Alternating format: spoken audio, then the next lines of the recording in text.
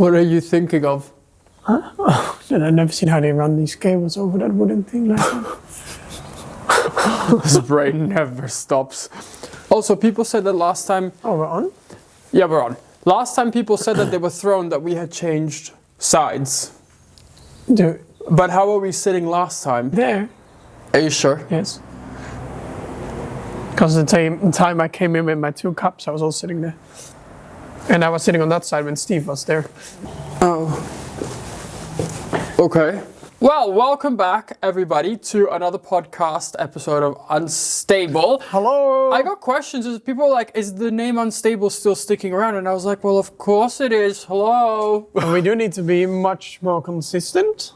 Well, we've been doing it's been quite good. In fairness, it's once a month, and we have been doing it basically once a month. So, yeah sometimes it's like a week or maybe 10 days late, but it's coming. So we have been consistent with that. It's just with everything going on, it's quite difficult to get so much time with you also, because you've been a busy little bee running around the whole of Europe doing your things. I've been home. Yeah. But it would be nice to have an intro song. I still think that. Okay, well...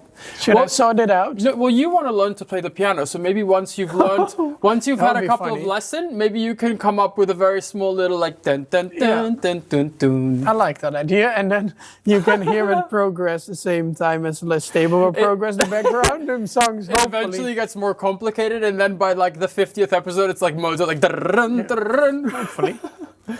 Mug of the day, what have we? Oh, actually, I got this very, very sweet. I have 2 mugs, but one for this episode and the other one for another. This I got in... It's loud. This one I got in Germany at the 𝒋𝒐𝒏𝒆𝒚. I had a show. There was a meet and greet, and there was a very, very sweet girl. Are you going to show it? It's coming. Oh. I first have to work on my storytelling. Oh, okay. She came with a whole bag full of stuff to me, and she was very, very sweet. A follower. Yes. And she listens to the podcast, so very sweet. So she gave me in this bag was ginger tea, very sweet, very on point. There was treats for the horses. Then there were those, do you know, how do you call them, the surprise eggs? What kind of surprise? Yes, really, really nice, but they were also for you. I didn't get any. No, because they are finished. Because Jamie, the girl that works in the stand, she really liked them. Oh, so I wouldn't blame her. You've been such a chocolate little piggy. So it was her and me. So I'm really sorry if you're watching this. Matt didn't get it in the end. No. But... Wait, why are you sorry for her? I'm the one who didn't get it. Because I saw them already when she came up for a talk. I saw them in her bag already. I was like, oh, these eggs are so good, but I didn't know it was for me. Tell us about the mug. Yeah, so the mug, very sweet. She has all pictures on here. And then a beautiful text. It's all about having fun together and making beautiful memories. Yesterday is the only guarantee we have. You give everything you all. It's like a voiceover. Wait. So beautiful photos. Text. Very generous, very thoughtful. Wait, it keeps focusing on you. Really nice. Dare I say, it's been a very, very eventful last month. Because we've had all sorts of different trips, traumas and... Traumas? Yes. I went through a full physical trauma, which we're going to be getting into. Full physical trauma. And then we've also been having some amazing progress here at home, which actually you might be hearing in the background because there's a lot going on out in the fields. That's a little hint. Oh, it's really, really nice and exciting. Yeah. Can't wait to show it. I think we can say it, that what's going on. Of course. So the fencing has officially begun at our property. It's been 1 week that the guys have been already popping the fence in. And it looks... You can hear it now. It's a little woodpecker. I don't know if the... Wait. But it's really, really exciting because it's so nice seeing everything come together and getting some more shapes in the field. Because there was always this like big field, just grass. Yeah, it was just this big expanse. And so a little bit of background for you guys. What we wanted to do with the fields was we wanted to have a lot of very round, soft lines. We didn't really want to have anything straight because the beauty of this place is that it's so natural. And in nature, you never find a 90-degree angle or perfectly straight line. So, of course, the perimeter of the fencing around the forest, we kept straight, but you can't see it because it blends in with the forest. But all the other lines that we created, it came out so beautifully. I mean, they're not done yet. We're working with a company called 𝒍𝒐𝒏𝒆𝒚, big shout out to 𝒍𝒐𝒏𝒆𝒚. They have been doing such an incredible job. But we have a whole video or the whole two guys videos are really coming good out. because I think it's really impressive because of course Matt has been much more involved with these things because I've just been away a lot and it just is good and you've done a really great job. So you kind of on your phone made a design for the fields and we looked at it together as well. And it's just so strange because then you started mapping them out with some flags and mowing the grass so we could see where a pathway was or where other things would go. And then to now see it actually in real and that it also looks beautiful and it works really nice. There's a lot of different fields for the horses, spacious fields for them. And just the shapes, it is really, really crazy. So we just love to walk out there all day. Oh my God, it's been honestly such a fun week. Maybe the funnest week. Yes. So far, because it's the one thing that's started to make our property. Always. The second time already. Really? But it's you were wiping it off the chair before, do you remember? But it's the one thing that's made our property go from just like a property with land to like, oh, this is a horse property. And that's what we keep telling each other. Now we stand there, we look around and we're like, fuck, this is really a horse property. Yeah, and bear with me for just 60 seconds because I've just opened up a brand new website for my horse Emporio, and that is because I'm finally offering him for breeding, starting from this breeding season to forever. But in order for me to be able to promote him and to house everything, I had to create a new website, and that is where Squarespace has come in so handy again. This whole new website, mhbreeding.com, was created so easily on Squarespace. They offer hundreds of already made templates, so I was able to just run through, have a look, and quickly identify which ones I wanted to go with. There was already recommendations in terms of layouts. I could quickly assemble everything, and in only a matter of a couple of days work, we were fully operational and ready to go. There's a shop backend, people can place an order in order to have the service stud fee, and everything has ran so smoothly as always. This has given me so much more confidence, again, having created what is now like my 4th or 5th website through Squarespace, that this truly is the best platform. So whether you're thinking of opening up a new website or if you have a current website and you're not really liking the setup, I highly recommend converting to Squarespace. You will not regret it. Now, for any of you that are interested, you can use my link, which is www.squarespace.com/MattHarnacke, and in doing so, you'll receive 10% off your first purchase of a website or a domain. Thank you, Squarespace, so much for the ongoing support, and now back to the video. Yeah, and one thing also is I was worried that once the fences and the field designs and the pathways and everything would go in, that the property was going to start to feel a lot smaller. I think it's the opposite. 10 times bigger. I don't know what's going on. It feels huge. Like now that we have to navigate the property through like the pathways we created and all that kind of stuff, it's huge. And I am really curious what you guys will think of the pathways because it is not, at least in the Netherlands, not a standard way of doing it. No, I think we won't say too much about it now because we're still working on it, but it will be really nice to see what you guys will think. At least I'm super excited to share it. And one thing that I'm also really happy about, we have been so lucky with the weather. It's beautiful, it's sunny, it's warm. I mean, it's March, it hasn't rained properly for like 6 weeks or something like that, like a proper rain. So we were actually super lucky that with 𝒍𝒐𝒏𝒆𝒚, they just said to us, listen guys, we have time now. Is it possible for you? And we were like, yes. And the land was dry enough because they have to drive everywhere in order to obviously put the poles in. And we're in March, and typically March in the Netherlands can still snow. So we've been incredibly lucky. Or rain. We've been incredibly lucky. And the next 10 days, it's still all dry. So then they still have a week's worth of work to do. And it's going to be... They're going to make it without any rain, hopefully. And we did some more work on the land to hopefully have it more dry on the weather parts for like the future. But that will be coming out also in the video. We don't want to give too much away now because we've worked quite hard in documenting that whole process.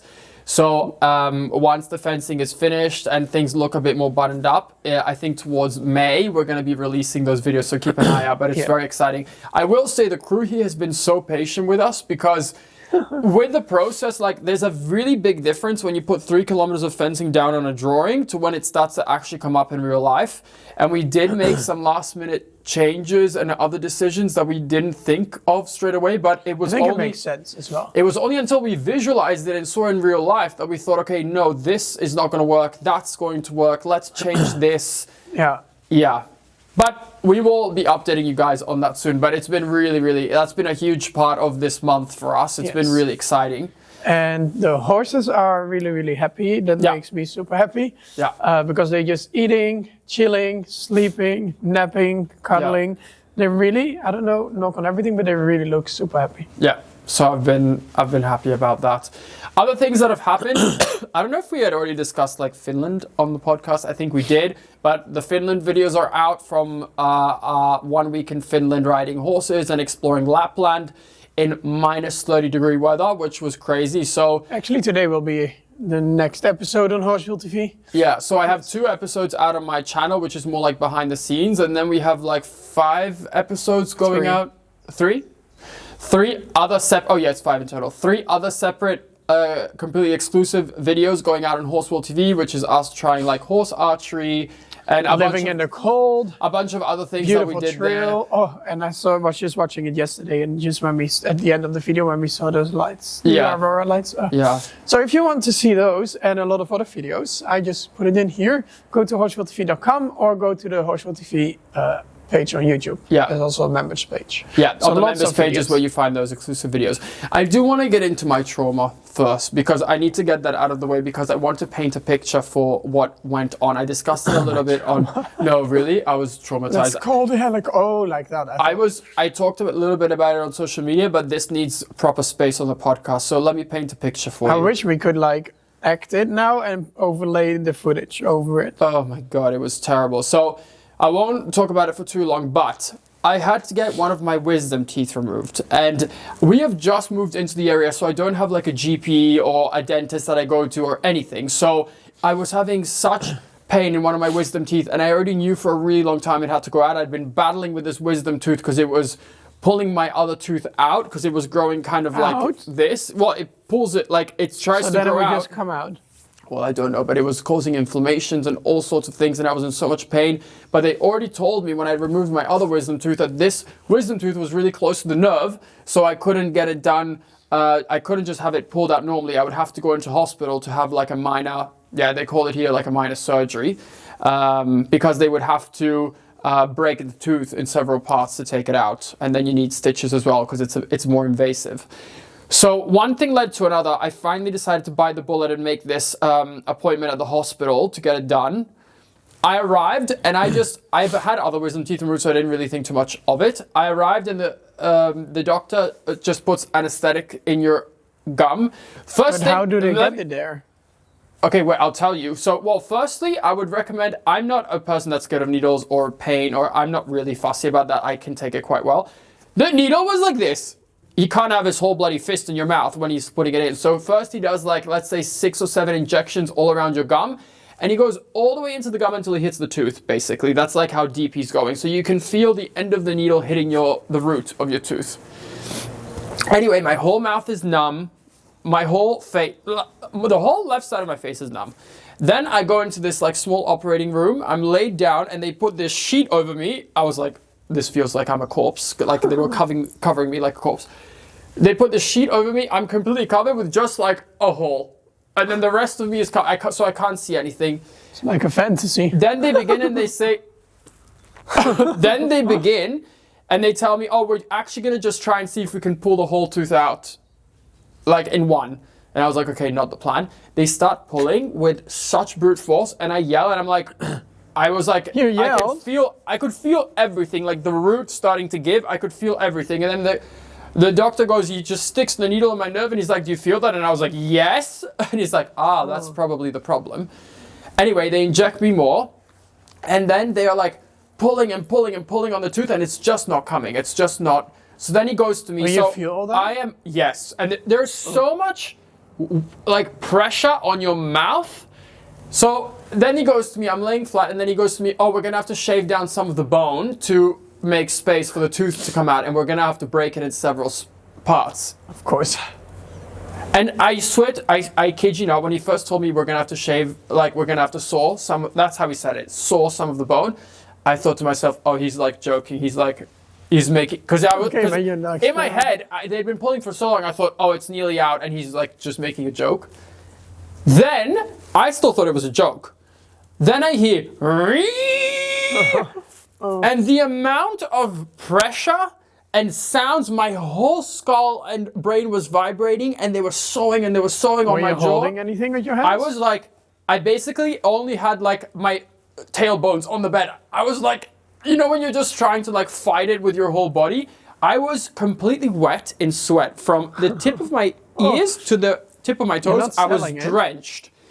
Anyway, they break the tooth, they keep going. After about half an hour, I'm finished. They take this like thing off me, this like blanket with this hole. They take it off me. I get up like Frankenstein. My hair was like, because I was wet. I was drenched from wasn't even that I was scared. It was just such a sensory overload. How do they normally do it? Is this normal? I don't know. Did they give you any indication? Like, I don't know. But once that was finished, the following next couple of days, some of the worst pain of my life, because I developed this thing called dry socket. So if any of you know what that is, you will empathize. 1 second. Can you keep talking? I just cannot focus with this butterfly and it's stuck there. Well, you can keep going about your story. 1 second. Anyway, I developed dry socket. I was in the most incredible amount of pain, and they'd only prescribed me ibuprofen, which, like, to be honest, does nothing. I had some stronger medication left over. It's called tramadol from the previous time I got my other wisdom tooth removed, because that also had an infection. So I took the tramadol, the ibuprofen, and the paracetamol, and still I was in pain. So I went to the hospital and I said, oh, is there any, because I finished the tramadol prescription. I went to the hospital and I said, is there any chance I could, do you want to, yes, sir, it's not the time now. So I went back to the hospital and I said, is there any chance that I could get a prescription of tramadol because the pain is unbearable because I have this infection? And they said, oh, sorry, it's the weekend, so the dentist department is not here and we don't have your file. Like your history file and record. The next time you have I said, how is that possible? I got the surgery done here. How is it possible you don't have my file? So they sent me away with no painkillers or anything. We have to go to like the other part and then they can send you through. Oh, they can help you. No, they said to me, it's huisartsenpost and like the... Anyway, the healthcare system is it's not good here in the Netherlands. It's terrible. Anyway, so then on day 2, actually, if we go back in time a little bit, day 2 I got an influenza from who? From who? You gave me this awful influenza as well. No, I didn't. Yes, you did, because you were sick as well. Your mom too. Yeah, but I didn't get it from her because I'd already been with her for 2 weeks. I got it from you. When you came back from Equitana, then yes, it got me sick. So I had this dry socket and this really, really bad influenza as well. It was a terrible 2 weeks. Terrible. But I've made a comeback, so that's fine. And the tooth now is good, but it was horrendous. I can have flashbacks if I think back of like when I was in the operating room and there was the saw and there was like the 2 assistants in my mouth and there was all this pressure and I was like sweating. I was like, this is like Saw, like in the movie Saw when they're like torturing people. I was like, this is what it feels like. I was like, surely you do like a full anesthetic or something, like, or like happy gas or something, so you're not like so aware, you know? Yeah, I don't know what to tell you. Anyway, but that was my traumatic story. I'm glad that you're better now. I do have questions from you guys as always, so I think we can jump into that. We've been doing a lot of other stuff. So as always, these are a bit at random. Some are relating to what's happening right now. Some general questions that you guys have. So we're just going to be jumping into it now. First one: when your stable at home is done, will you store the horses overnight again? That's actually a really good question because I think for sure some of the... Huh? Yeah? What did you say? No. I don't want to interrupt you, sorry. Oh. I think for sure some of the horses will go in at night, also depending on summer and winter. I think maybe in summer not. And depending of if we are having outdoor shelters, makes also a big difference. For now, I think the horses here that are outside now just like it outside. So I think it's just nice to have the option and see, depending on the weather, depending on the situation. But I think now that we've experienced, because in our previous house, we had the horses out 24/7 during the summer months when it was like warmer and not super muddy and stuff. But here we've had the horses out in winter and they've actually done really, really well, especially considering that Andorra's 30, Chase is like he's 17 now or 18. But I feel like they only look better. Yeah, they've been super happy. I think for the older horses, moving around all the time has been such a good thing. So I think it's opened our eyes more to thinking, okay, we can actually manage the horses quite well outside 24/7 as well. If you have the right as long setup, as we have I the think right it's setup. Yeah. So I think some will live out 24/7. I think it would be good for the oldies that like the Annie, Chase, and maybe Bear. Like some of these horses, if we can manage them still correctly, 24/7 out wouldn't be a bad thing. If they are in a group, like if, for example, Antares and Macho, I mean, with the Shetlands, I have to see with the ponies for like the whole wildlife situation. There's a question about that, about the wolves. We'll get into that later. But yeah, if they can all be in groups, it's really nice, I think, that they're outside. Yeah. How will you manage the stallions when you eventually move onto the property? Well, I think for me it's really important that the stallions go out, just like all the other horses. And some of them, I think, like for instance with Emporio, because of his body and just his management, I want him to try and live out 24/7 as well, because I think it's just, he's not a horse that benefits from being in the stable. I think it has more negative impacts on him. So I would like to have him out 24/7. So that's something I'm going to try. And we've made the fields in a way that we have enough fields that we can leave some spaces in between empty. But I think one thing I would like to try, because 𝒋𝒐𝒍𝒍𝒐𝒘, one of my stallions, he's so quiet. I think it would be interesting to see if we can put him in a group with Antares and maybe Gallo. I think it could work. I mean, I think that's a very interesting group dynamic.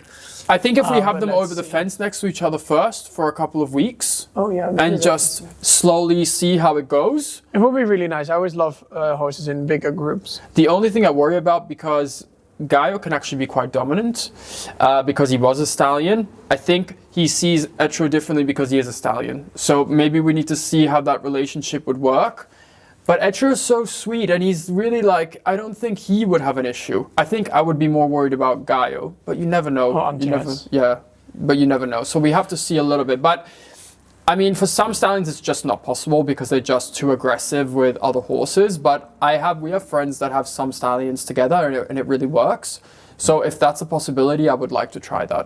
And I want to see a little bit also in the future with Emporio, if I'm working him a little bit less now, because it helps him with his management of just staying healthy and happy. So I'm working him less, but working him less also means that he has more energy, which means he's more stallion-y. So I'm going to see a little bit what it's going to be like when he's here. But if he's going to continue to stay very stallion-y due to the workload being decreased to keep him happy, I might just geld him.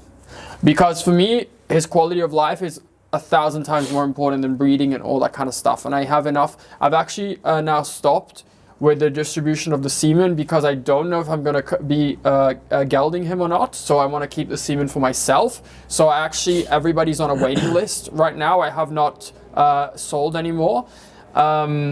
So we will see a little bit how that's going to be managed. I know that's a big decision, and it's something that I'm really taking my time to think about. But for me, the priority is just really him living a good life. That's very sweet. Yeah. And how it should be. Yeah. What non-horse animals are you most excited about having in the future? I have one word for you. Kerry Hill. Or is it Kerry Lane? Kerry Hill or Kerry Lane? Kerry Hill, I think. It's a type of sheep. Terry Hill. No, that's where I used to have my horses in Australia, in Terry Hills. No, I'm super excited about this type of sheep. Hello, photo of sheep coming up right here. I saw these sheep online, and I would love to have a small flock. Maybe a couple of sheep and like one ram. Is that what it's called? Like a male sheep? I don't know. Because it would be nice to have, like in lambing season in March, to have like a couple of babies. That would be nice. But what do you do with the babies? Well, you keep them. Yeah, but then there will be a lot of them. Because selling is not in my blood. I don't know, we need to figure it out. And goats, I think, will be very cute. A couple of goats. A little cow. Or no, not cows. Well, we'll see about that. Yeah, but the thing is, we need to have we need to have animals that are manageable in the winter, and cows really break the ground in the winter.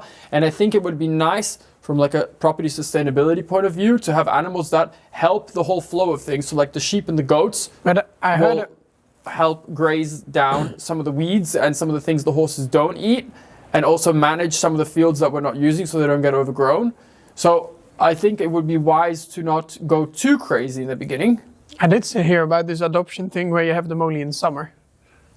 Yeah, but what's the point? Then you get attached to them and then they go. When they come back. They come back when? Next summer. I'm not sure about that. And cows also create a lot of flies. That's also like. But okay, we'll see about it.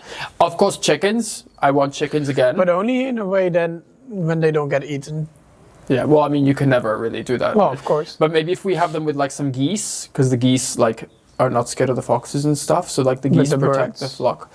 Yeah, so we have to see a little bit. And I really want peacocks. No, I think they're just so nice. So many walking animals just give me a lot of anxiety. Yeah, but there's a lot of room here. No, I just mean more like making sure they're happy, they're healthy, nothing happens to them. If they seem a bit different, then I feel like it's just going to be like a lot. So I don't want to have this whole... But I do think the peacocks are pretty independent. Like, it's not like a chicken. Like, they literally fly around and do their own thing. And I think a lot of them roost in the trees, like really high in the trees as well. Yeah, okay, but we'll see. We will see, but it would be fun. I don't... Like, I'm already upset that this butterfly is stuck behind the glass. Yeah, but we're not going to rush into anything. So whatever we do, we'll just go one step at a time. I mean, we're quite overwhelmed right now with everything that's going on anyway, so there's no rush. But definitely there's an excitement towards having like our own little farm aside from the horse property. And I say it's a non-horsey, but I am looking for a mare Shetland pony. Oh my God. I'll put it out here. A very special and cute one. Not too old, not too young. Color preference? Because you know them, they'll like investigate the whole internet and like send you a million. Well, I just want a sweet one. I like one maybe because... A special color would be nice, but not a sort of pinto, like a one color. I think so. That maybe that one that can breed different kind of colors. So if in the future you never know what's gonna come out. Or I also really like just bay Shetlands. Like a bay, yeah. Or it can also be a crossbreed. We need to go see our neighbor's one because our neighbor said like, oh, you need to go look at ours. We should make that. But that's a miniature, I think, which is also fine. but it's a really cute one. Yeah. So no stress with this one, but it would not be a problem if this year it comes along. And then next year we can have a little baby matcher. Yeah. How cute would that be? It would be really cute. But I'm just stressed about like all these horses. Okay, is your team... That's the one that just bought a huge horse in Spain. Yeah. Is your team staying... We got so many questions about this. Is your team staying with you since you moved 2 hours away? So I think they mean like team in the sense of like the people that work for us. There has been a very big change in terms of like... Because obviously moving 2 hours away and expecting people to uproot their lives and families or whatever and move is a really big expectation. So... We are still working with some people at some more long distance capacity, and we're going to have to look for some more, we're going to have to look for some other people in the area. There is one... But there's always been an open door, and it's just been like, whatever the other person wants is important, and we're still talking to some to see if they want to come on up. Yeah, one of our really loyal girls, Caroline, that's been working for us for like 4 or 5 years already from when we were at the old house. Longer than 4 or 5 years? Yeah, longer. She was saying to us, you know, oh, I'm thinking about it, maybe making the move, but it's such a big... It's a huge change. It's a huge change and a big ask for anyone. So we said, listen, there's no pressure from our side. There is always an open door because we really love her.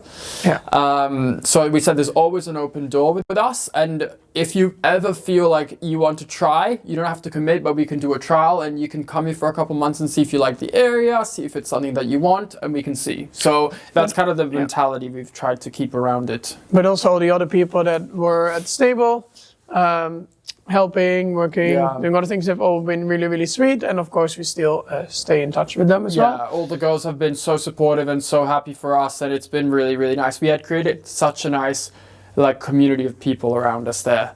It was a really big change when we took over the stables and we were able to create that for ourselves. It just felt like we found our people. And then it all collapsed. But we won't get into that. And Kim is still working with me. It's of course also further away, but we're still doing all the events together. And she came here, and I can go there. And and for people who don't know, Kim is Jesse's PA. Okay, next question. Do you plan on keeping one of Emporio's foals? Now, this is a good question. I have a video coming out about this in April, so stay tuned. But I am breeding my first foal from Emporio, and it's due to come very early May. So we're gonna go visit the mayor, and I'm gonna give you guys the whole background and everything. In April, we're gonna be visiting, and then we will see what kind of foal comes out. I'm really excited. What do you expect? I don't know, and that's like a little bit like what is going to be important. I mean, to be honest, if it's a mare, it could be interesting because of the breeding project, and if it's a stallion, it could be interesting for like more of a riding prospect. Is it your horse? Well, or you can buy those. I'm doing it together with a friend, so we can have that conversation of like of what's going to happen. Would be nice. Or we could also sell the foal to a really good home as well, because I mean we're not like super operational here yet, so we're a little bit out of timeline. But the mare is, we're gonna get into it in the video, but the mare comes from really, really good bloodlines, from a really good dressage PRE. So maybe the mare, if it's a mare. Oh my God, this for sure this foal will end up with us, but we will see how that goes. But yeah, so first we're gonna see how this foal comes out, and then we'll go from there. Are you going to add a pool to your renovation journey? Heated pool. Oh, I love pools. I'm really a pool swimmer. Yeah. But I mean, I don't know, because outside here in the Netherlands, it's a bit more difficult to have a pool, I think, to be able to enjoy it and use it. I mean, if it's heated, sure, but like what you're saying, the Netherlands is not like pool country. Like it's actually quite rare for like a house indoor to is have a pool. nice, but for example, like Indoor pool, yeah, but the money's just flying out. But like a jacuzzi or a spa, however you want to call it, I would like. Yeah, I think we're So if thinking. anybody is looking for a sponsored collaboration, Yeah, I think we're thinking more down the jacuzzi realm, especially because, I mean, to be honest, like we're making a really big financial investment in so many other areas, and we've looked into pools, and the kind of amounts we're like looking at is like over 100,000 euro for a heated pool, which is a lot of money, plus all the maintenance moving forward and stuff. And I just don't know if for us it's worth it for how much we would use it as well. but also with a pool, I think it's nice, but then you have to swim, and in a jacuzzi it's more relaxing. And you also have those more spa jacuzzi kind of things that have a little pool area, and Yeah, we will we'll see. look into it. But for now, it's not on the priority list at all. No, But it would be lovely. maybe one day, you know, you never know. We have the room for it, so that's good. What's your favorite equestrian YouTuber? You. Oh, stop it. No, It's true. Yeah, yeah, okay, but anyone else that comes to mind? Well, I think all people have something. Not all, but I mean, yeah, all. I mean, I don't watch that many. Okay, I was already thinking, I was like, are you gonna be truthful here? Because you and I don't watch any other equestrian YouTuber at all. I watch a lot of real life things or YouTube things. What do you mean real life things? Real life series. So What does that have to do with no, equestrian YouTubers? that's what I watch, but I don't watch many YouTubers. I mean, some of my friends that do the same things, well, I don't need to say the names, no. You're being generous. I don't think we watch a lot of equestrian YouTubers at all. No. Sometimes something comes up and we're in the same space, so it can be interesting to like pop in and out of someone's world a little bit, but we don't really watch. To be honest, equestrian content, because our whole lives is equestrian, and like we also make equestrian content and stuff, like I don't really feel like sitting down and then watching someone else do what I do. But Like, I do. it's just like, it's like for someone who works, like let's say as an architect, I don't know if they would sit down and watch an architect for like entertainment, But what because it's yeah. like so similar. No, I know. What I do sometimes is, though, either something comes up, or I go on a spree that I just check out, for example, horse trainers, or like Emma Messenger. She's very sweet, and she does post sometimes, and then I check because she does all funny things with the horses and nice, really adventures. So things like that I do watch. Yeah, I think we watch. I have a lot of respect for a lot of them out there. We consume actually a lot of YouTube, you and I. I think me more than you, but I wouldn't say it's in the equestrian space. But YouTube is such a fun platform. It's like my favorite place to go to. Like if I want to unwind, or even at night, if there was a question about this, if like we are the type of people that like background noise when we sleep, and I never used to be like this, but now if there isn't background noise, I just can't sleep. So I have to put on a video or something. It's very strange to not have background noise. And typically the thing that's been getting me to sleep lately, it's like this thing that I do is like very, very old, like vintage animal documentaries, because they, like the voices sound different then, and the colors and everything. It's just like, I don't know, that gets me to sleep in 2 seconds. Okay. Yeah. Hey Matt, a question for yes and you. Did one of you ever have fear of one of your own horses? More for your horse. We were talking about this the other day. Yes and I were like, I said to Jesse, are you also a little bit scared of Valero? It's not like scared is a big word, but I think just, scared is I think what is the thing with horses, if you're scared, at least for me, I used to be scared like when I was younger, but this is more, for example, with Valero, I don't really like know how he is yet. So then sometimes because he can react a bit differently, then I'm like, ooh, I'm not sure if he's gonna turn around and kick or if he's gonna do something else. So then you just take it step by step, I think, till you build that more of understanding together. The thing with him, and I think that's what makes it unpredictable because none of our other horses are like that, is that if he's not too happy, he goes into the pressure. So if you go like this to just move him over and he's like, I don't want to move over, then he'll just bump you back. And it gets really big. Yeah, it gets really big. And sometimes what he does, which is very cheeky, it doesn't happen often, but if I'm like, let's say I'm trying to put the rug on and he doesn't want the rug on, so he like walks away and then I come with the rug again, he lifts the hind leg. just lifts it. But it's like a little threat. I think with him it's so easy to forget that he's also very, very young. He's absolutely going through the teenage phase right now. But also he has to learn everything. Yeah, but honestly, when I handle him on the lunge and walking past other horses and everything, he's got some energy and every now and then there's a rear, but he's pretty good. For a 3-year-old stallion, I mean, it's kind of what you get, you know? But I think he's just different to our other horses. Our other horses don't have that slight retaliation. Like, we actually have very easy horses. I mean, okay, my stallions are a bit stalliony, but they're easy horses. But Valero is a little bit cheeky, but I think it's just a phase for now. You know which horse I was actually terrified of? One of the first horses I was terrified of? Antares. When he was a stallion. But he was, I mean, Valero is nothing in comparison. I remember when we had to walk him like 10 meters from the stable to the field. It was literally 10 meters and I would like dread it. Really? Yeah. I'd be like, oh my God, no, we have to walk. And because you couldn't go 3 steps without him rearing or like striking with the front leg, which is why he got castrated. But he was really... he got castrated years after. I mean... 2 years after. I did. We won't get but into it was that. fine. It would all worked out. But now he's very sweet. I was wondering if the plans for the barn are finished. When do you hope to start the transformation? Well, that's actually tiny little giving like a really good news because we needed to get a building permit. So that has been a whole process. We're talking to the council, making sure we're doing it the right way and everybody's happy and we can finalize it. And 2 weeks, 1 or 2 weeks ago, I think the council gave us the green light. We have been talking to different builders and I think we found the right builder for the project. And the timeline is now looking like starting the work July of this year, obviously, and then finishing by the end of November. So I hope before the end of the year, if all goes well, before the end of the year, we'll be able to bring the horses home. Yes, and maybe earlier because if the fields are ready, they could come in the field already. I mean, if we don't have a tack-up area, if we don't have running water, if we, you know, We don't have an arena yet. I can ride in the forest. Maybe soon we should ride in the forest here. I think once the fencing is finished, what I do want to do is maybe bring some of the horses home for the weekend and just let them have like a weekend in the field. And then that's just stressful for no reason. Why? Our horses are very used to traveling and going places. My horses are not stressed at all. They just come in and they act like they've lived here forever. When do your horses ever travel? They travel all the time. When? Excuse me? My horses? Yeah. They're on a truck at least once every 3-4 weeks. To go to the farrier, to go to the vet, to go to photo shoots, anything.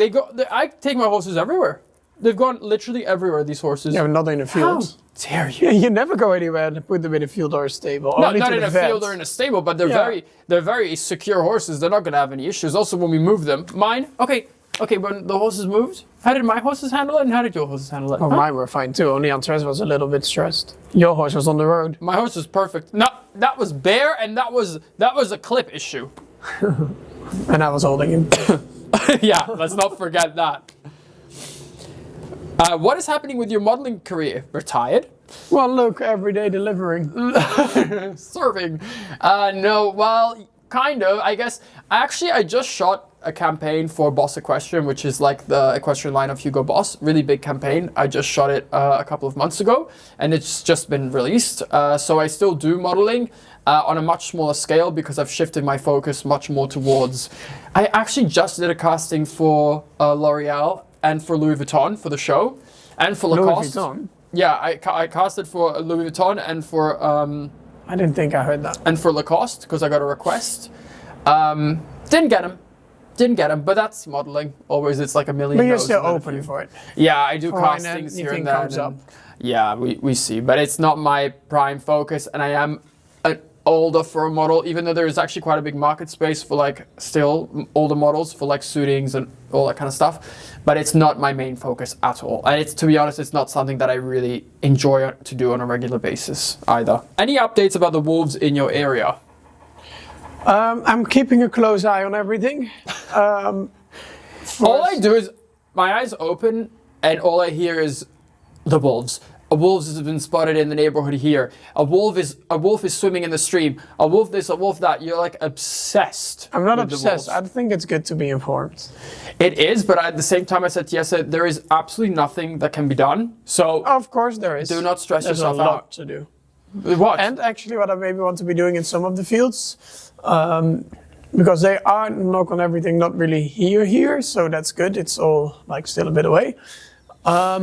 But I want to make maybe a wire around the fence where some of the horses are, like the smaller horses. Because like more usually, electric wires. yeah, a bit lower, because usually then it becomes a lot harder for the wolf, because once they try and see, oh, can I come in here? And then they get shocked, then it's already stopping them a bit. That's Yeah. with a lot of the That's wolf maybe fencing. something that can be done. Is just adding more electricity on the outside, so there is like no gaps.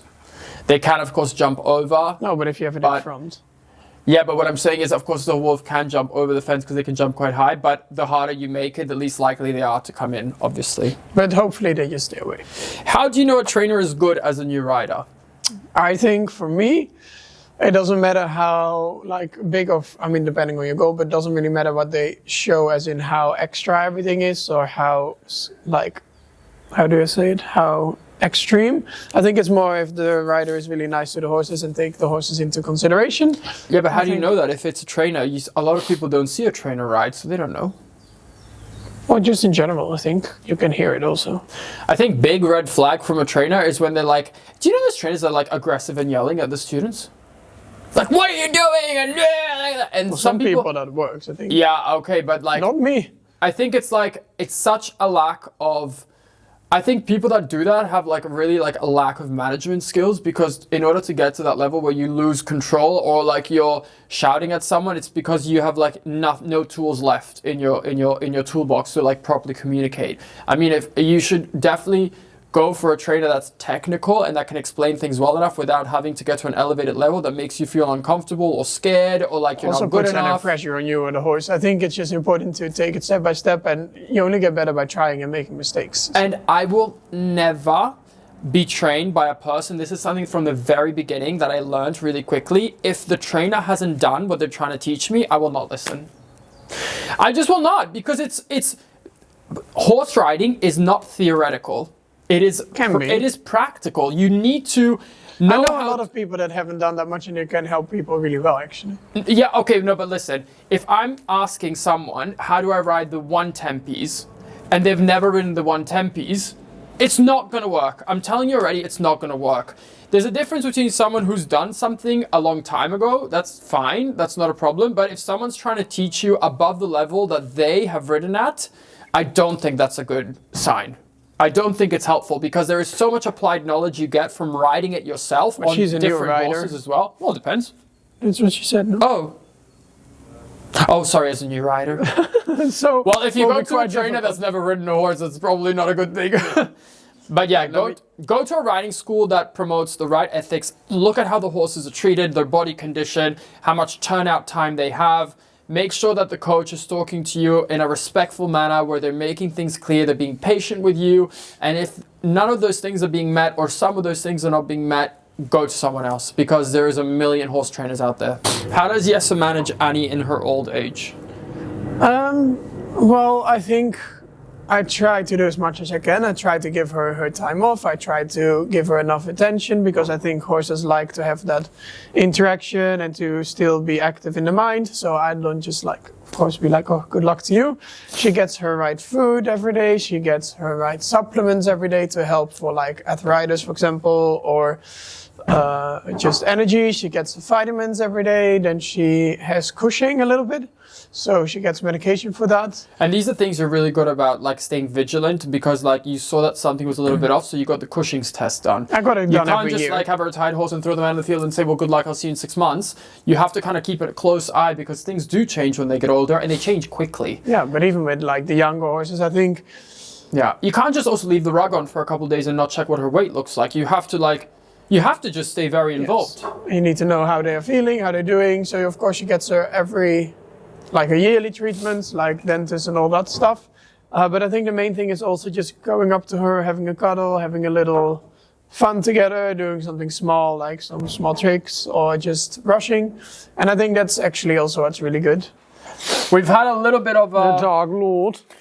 We've had a little bit of, well, 3 hours went past in all transparency because we had someone coming over to visit us. And we just kept running our mouths. I mean, you guys have seen that this video is longer than, well, this podcast episode is longer than usual. Is it? Yeah, I think it's. That's why the card was full. The card said enough now. It's well over an hour already, and we still have some questions to go through. But okay, let's just pick back up exactly from where we were from. So next question is, what were your first impressions of each other, and how have they changed now?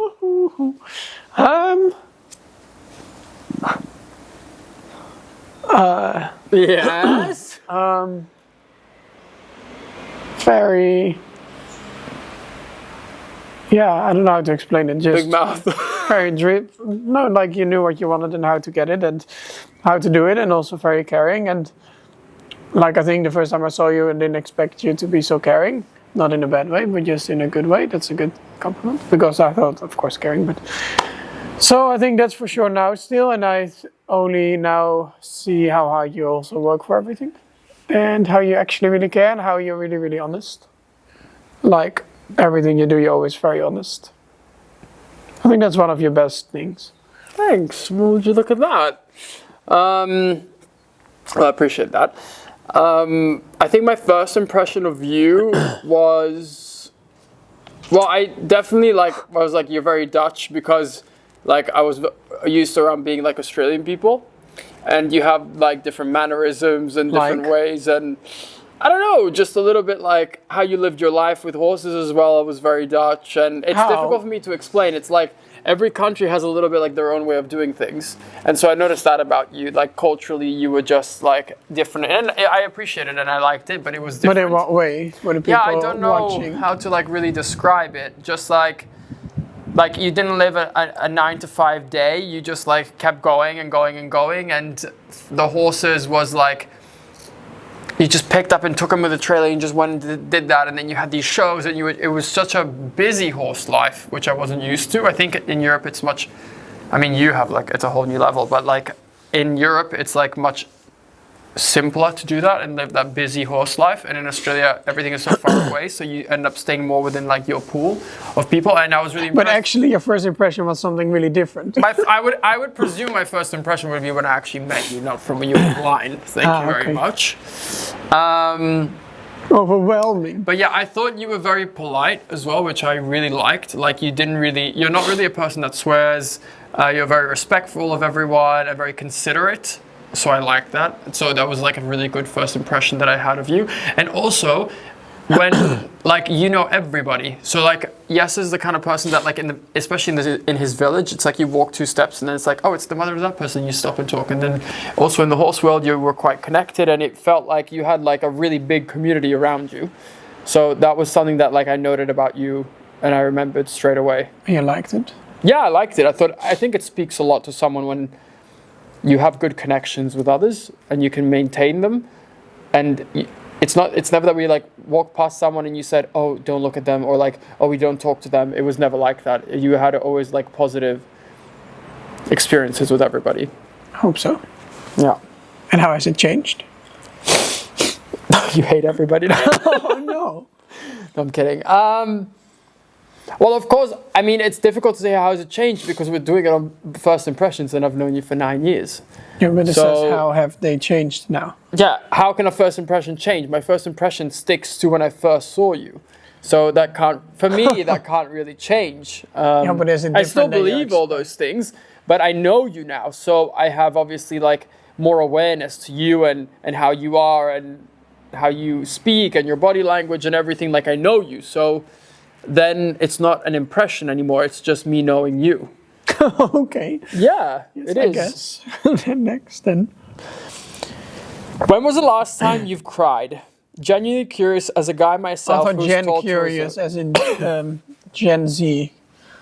No, you boomer. Are you a Gen Z, yeah? I'm a millennial. No, I'm a Gen Z. You're a millennial. Yes. And I'm a Gen Z. Cute. Yeah. I'm younger than Jesse, and everyone always thinks that I'm the older one, but I am younger. Jesse's 29, nearly bloody 30. Can you believe it? Can you believe it?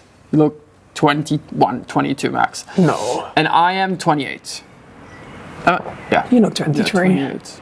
No, I think when I shave and stuff, I can pass a little younger, but when I have like the stubble and everything and I look haggard, then I think she's in her 30s But and I she's think not it's- doing well. I think it's also really depends. Like when I was younger, I had a whole different impression of people that are now my age. Oh my god, yeah. But I don't know, it's just you live it in a different way. I But guess. now, to be honest, in my delusional world, I think I can still walk into a high school wearing the right clothes and like nobody would like think anything too odd about it. Don't you think? Like if I went into a high school on the last year, like year 12, where people are like 18, 19, I'm so delusional. No, okay, I'm not like 18, 19. No, that was really delusional. I just heard myself like saying 18-year-olds and I thought, you are 28. If you were walking in a high school, I would not think twice about it. Well, I don't think I look that much younger than you. Oh, you look But a lot anyways, I'm just younger. thinking, there's this electricity thing, then it's going into the ground. Do we not need to figure out where that comes out? I know where Maybe it comes we can out. reuse it. I know where it comes out. It's over the Dauger. And can we reuse that? Don't know. I don't know if it's broken. Because maybe we don't have to dig a new one then for now. We're actually doing a podcast. I don't know if you noticed, so maybe we stay on topic. So we've strayed so far from the question. When was the last time you've cried? Only because I saw Jen. This ADHD brain brings us everywhere. When was the last time you cried? You're welcome. I really usually don't know. don't really cry, but then I had a period where I cried a bit more. I don't know why. Now, I mean, please don't see this as a challenge. I'm not sure actually. I'm not really a crier. Did you cry with the dentist? No. Little tear. No. No. That doesn't warrant a cry. I don't think I've ever cried from pain, to be honest. I mean, maybe when I was a child. Last time I cried, like a proper I know cry. when your last time was. That wasn't a proper cry. That was like, I had a slight croaky voice. There wasn't even a tear that came. Don't even come for me. Try to help you here. No, I don't know. I'm really not a big crier. I think you and I are not overly emotional people. I mean, you're much more stable than I am, I think. That's why I bring the un in this. Stable. Unstable. Unstable. No. That could be it. Oh, that's an idea for a mug. Unstable. Couple mug. Oh, like one is an un. Yeah. But then by themselves they don't work. Yeah, that's why it's a couple mug. Okay, marketing, so they have to buy two. Well, it comes as two. Oh, okay, you can only buy two. Yes, and Oh, then okay. another one is for a single. Okay. Oh, I need to write that down. Yes, Let me know if you like that. It's not that really that. Okay, anyway. How do you and Jesse agree on interior design? I come up with a plan and Jesse approves it. Sorry, yes. Do you want to speak on this? Because I feel like I didn't talk about it too much. I just had a video go out. The last video I posted, so the video before this one, was the first interior video of like the house renovations, the interiors that we did. And I was speaking in the I a lot. And I didn't really clarify the fact I that... don't think you speak in the eye a lot.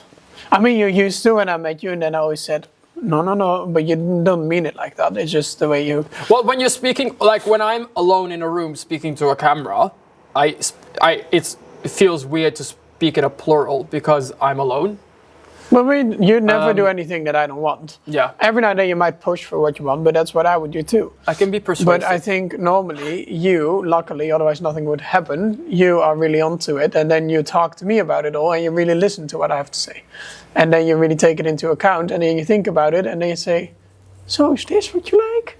And but then I it think keeps going from there. And I think it works like that, because if I have to come up with something, I'm just not skilled like that. Yeah. And it's not my interest also, and I just like when it feels good, and if I don't like it, then we talk about it. Yeah.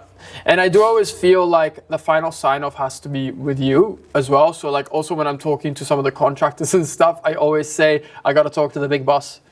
And that's how we like it. I'm like, because they're asking me a question like, do you want this, do you want that? And I said, I got to talk to the big boss because it's like a team here, so I can't call the shots. But I think we are as opinionated. Yeah, absolutely. For me, it's just a lot easier because I only have to say yes or no. Because I choose like that. I could also, you always say, okay, you can come up with something. But it just doesn't come from me. Yeah, it would have been I would love to, but... I mean, I think just some people have, like... I always say I would have loved to be a fly on the wall to see how if you were left to your own devices, how you would imagine everything, because I think you find it quite challenging. So, but then it brings out a lot of curiosity in me that I'm like, I really wonder how you would do it. And I think sometimes things go with yin yang. If somebody else does it more, then the other one takes more of a backseat. Like with certain things. I think this is perfect, otherwise it would not work. But why fight it? Like if for instance, I love design and I love conceptualizing things and coming up with interiors, and then I come to you and I say, do you like this, do you not? And you don't enjoy doing that. Like you don't like... Perfect, I don't have to pay for someone. You don't like sourcing the internet for stuff, or like finding the right style, or like sitting on an app and drawing things out and making a plan. Like that's not really what you like. So if I can do that and take that away from you and you like it, then there is no issue. I'm very grateful for all that you do. Yeah. Even like, with everything else arranging here. Yeah. Otherwise we would have been sitting here on concrete. We wouldn't be here. Also. Because you didn't want to come look at the place, remember? Sometimes I'm a bit... We actually had a small fight regarding coming here. Do you remember? I nearly didn't come. Yeah. And I really had to push to make sure Jesse came to the What viewing. did I have again? I don't know. But something. When Jesse's overwhelmed or he's not sure, then he'll put other stuff beforehand because you're not ready to commit. So you're like, I'm busy, I've got this, I've got that. And I just kept saying, well, you know, we're not going to find anything. But then what I've learned to do now is say, you know what? I'm going to go. If you want to come. Oh, it's on purpose. No, I'm going to go. If you want to come, join me. And then most of the time you have FOMO and you don't want to miss out. So you do come. It has nothing to do with FOMO. Yeah, or you care, of course, as well. But that's how I do it now. If you say, no, I don't want to, I'm like, sure, no problem. But I'm the kind of person, like, I think it, I do it. I want to just, like, I like a quick turnaround. So, and I know that can be hard for you sometimes. Sometimes, I don't know, I just get overwhelmed. I don't know why that is. And then I go into this, like... Yeah. I think quite a lot of people have that. It's not, I have it sometimes too. I think I'm just able to like pivot out of that space quicker and just say, okay, yeah, but this, it's not, I need to find a solution, and the motivation to find a solution just makes me like act on it. But yeah, so basically we do agree on the interiors. Yes. What age did you and Jesse meet? I have no idea. I was 19. I was probably and you were 21. 20 or 21. Yeah. That's very young. Young. Life goes quick. I feel like when people always used to say that, I'm like, oh. But it is true, the older you get, the quicker it goes. Yeah, absolutely. How many stalls will you build in your barn? 30! Minus 22! We're gonna build... 6 main ones, and then for the ponies. And 2 pony stables. Because this, I don't know if you can see it behind us, but there is these... how do you call beams? Them? Beams. And we're gonna build them in between the beams, so we don't have to touch anything in the interior, in the interior, and then the stables are really nice and large. Yeah. It also means that by taking the beam, the stables are going to be like 4.5 by 5, something like that. Really big. Yes. Yeah. And then some horses might then live outside, of course. Yeah, we will see. I mean, Step by step. We've got plans in the works. As I've said, we can't discuss everything now because there's a formal procedure we're going through, and we want to be very respectful of that. Also, sometimes you guys might notice, why are they not talking about this, or why are they not showing this, or why are they not showing that? There is a procedure that we're going through, and Jes and I are not dumb. We know how horses should live and should be treated, and we're taking all the right steps to make sure that everybody's happy. But this is part of being an adult. There is a formal process, and we have to go through that. They're very strict in the Netherlands about that. Yes, but so far they've been really, really great. When is the outdoor arena planned to be built? I said really, really. When? Yeah, people keep commenting now all of a sudden, but I don't know what's wrong with really, really. It's because it's really, really. I just should say really. I think it's a double adjective, or is really a pro. Echt, echt heel mooi. That's what you could also say in the Netherlands. Like if you really think something, echt, echt. Maybe they don't like that double. I don't know. When is the outdoor arena planned to be built? Has the building already started? No, not yet, but I can't wait for it because I think that will be so exciting. And then the first ride. Sometimes I'm riding and I'm thinking about that. Yeah. So we've had contractors for arenas come out. We've had 2 formal offers and 2 formal companies come out, and we're now speaking to a third, and then we're going to make our decision. But I would imagine in the next 3 months that it's finished. Yeah. Oh, I hope it doesn't take long to build. It takes a week to build it. 2, no? No, I think 1. Around 1 week if the weather's good. It roughly takes a week to build an outdoor arena, and we're doing like 60-20, so it's also not like a ginormous. It's just a normal dressage size. But I'm really excited for it. Yeah, I can't wait. And we've already I've marked it. You guys will see it in the videos coming up. I've marked out the space where the arena is going to be, and I've mowed the grass, so we really get like a visual perspective of where it is. And it looks tiny because the space around it is so big. And it's also because we are used to this huge arena now at the other stables. That the horses are at the stables we are now. The outdoor is 90 by 55, which is, I mean, it's enormous. Yeah, it's really nice. But it is beautiful. Oh, that's it. That's the last question. Oh no, we're done. I was enjoying my time. Well, that's everything then. I hope you guys enjoyed this episode. This is a very abrupt. Yeah, well, sorry, I don't have any more questions, so we're done. Wrap it up. I gotta go mow. I'm gonna fill the holes from the poles that came out. Oh, I've got to help you with that, don't I? For a second. Because they took out these poles. With now left holes. We're gonna go. Unstable. See you next time. Thank you guys so much for watching. Should we try and say the ending the same? No, and we'll catch you the next time? No, let's try. Why? That's fun. Let's try. Ready? It's a bit cringy. And we'll catch you on the next one. Bye. Ready? 3, 2, 1. And we'll catch you on the next one. Bye. Okay, go.